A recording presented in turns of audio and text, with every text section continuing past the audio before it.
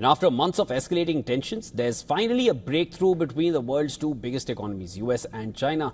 They have agreed on a framework to revive the Geneva Consensus and ease recent trade restrictions cast on each other. Following 2 days of high-stakes talks in London, US Commerce Secretary Howard Lutnick confirmed that both sides have reached what he called a framework agreement to put their fragile trade truce back on track. We have reached a framework to implement the Geneva Consensus and the call between the two presidents. Right? So that was on June 5th. So we've combined those two. We've reached a framework for implementation.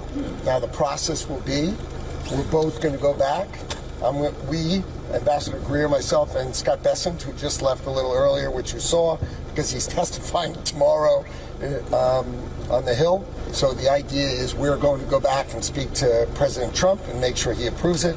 They're going to go back and speak to President Xi and make sure he approves it. And if that is approved, we will then implement the framework that we have worked hard over these last 2 days. Obviously, the team stayed at it until it was done late into the evening. And this framework follows a recent phone call between Donald Trump and Chinese President Xi Jinping, which helped ease tensions after both sides accused each other of violating the Geneva trade deal. That deal had temporarily paused retaliatory tariffs and trade barriers imposed in April. We do absolutely expect that the topic of rare earth minerals and magnets with respect to the United States of America will be resolved in this framework implementation. That is a fundamental part of that. Also, there were a number of measures the United States of America put on when those rare earths were not coming.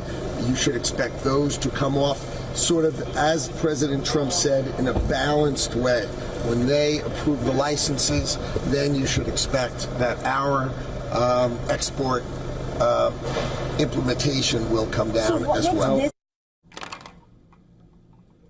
The US has agreed to roll back some export restrictions on advanced technology in return for China lifting its rare earth embargo, a move that could stabilize global supply chains and reduce costs for manufacturers.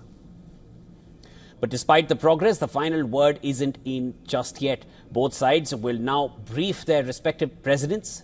The framework still needs the green light from President Trump and President Xi before full implementation. Now, that signals some unresolved details remain. Separately, a Bloomberg report quoting sources showed a US-Mexico near a deal to cut steel duties and cap imports. The deal would reverse President Trump's 50% steel import tariffs up to a certain volume. And this deal would be a revival of a similar one during Trump's first term in office.